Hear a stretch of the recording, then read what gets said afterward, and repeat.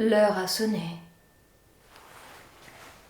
On vous l'apprend comme ça, du jour au lendemain, que vos jours sont désormais comptés. Donc, sans lendemain. Mais oui, vous avez un cancer, du sein ou du rein. Et vous aurez beau ménager votre monture, vous n'irez pas bien loin avec cette tumeur maligne qui dissout toute bonne humeur. Eh bien, c'est la fin, qui se moque de tous les moyens. Et pas moyen d'échapper à ce sombre dessein. C'est le mal absolu, la plus incurable des maladies et le plus malin des destins.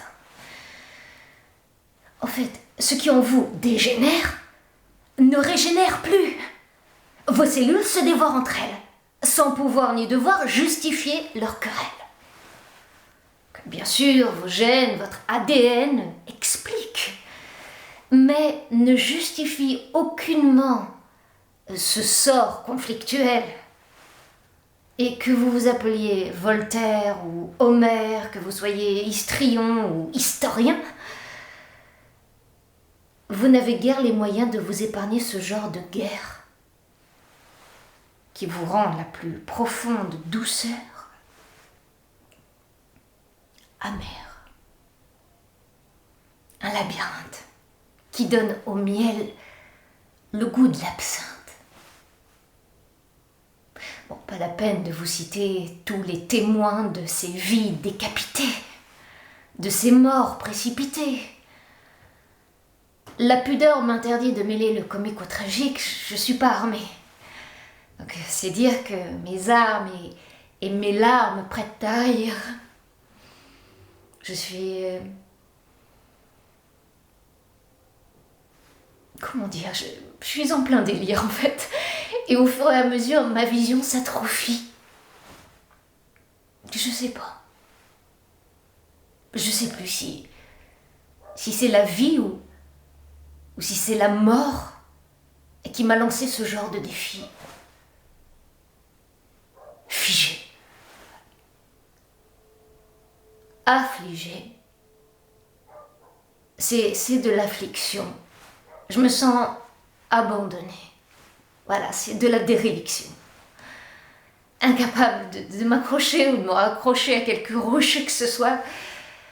Comme Prométhée, tiens. Impuissant devant l'aigle noir qui lui arrache le foie. C'est la plus profonde des plaies, je crois.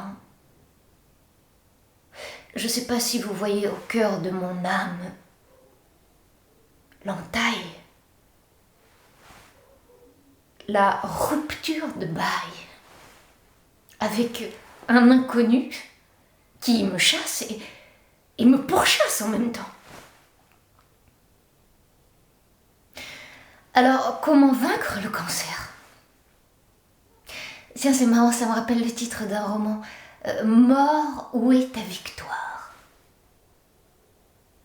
Mais bon, il faut commencer déjà par faire une distinction entre une question et une interrogation. La première questionne, et la seconde y répond.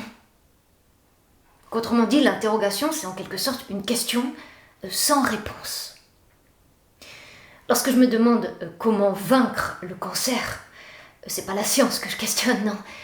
C'est sur mon niveau de conscience que je m'interroge. J'ai presque moins envie de le vaincre que de me convaincre. Alors on me dit, ne te fais pas de soucis, il y a au moins 3 issues, 3 portes de sortie, la réelle, la possible et la nécessaire. L'issue réelle et sans dentelle, c'est la chimiothérapie, qui tue ce qui te tue, même si elle a parfois, c'est vrai, tendance à te transformer en laitue.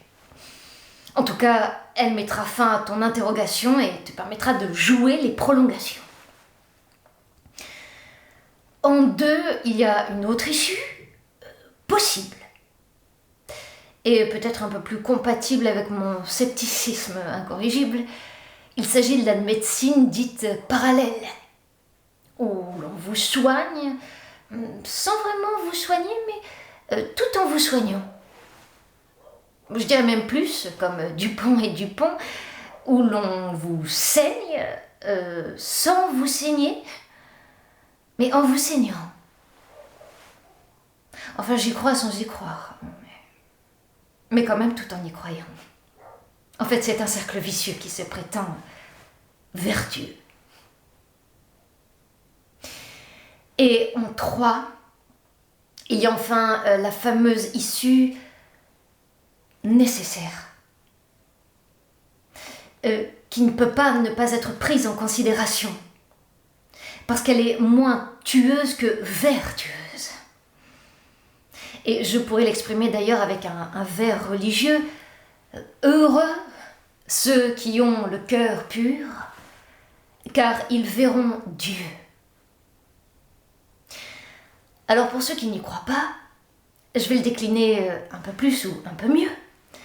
Il y a 3 façons, 3 remèdes à ce mal fatal qu'est le cancer. L'espérance, la foi ou la charité. Espérez, croyez et donnez. Ces 3 verbes-là, ils peuvent vous régénérer. Croire en qui, en quoi?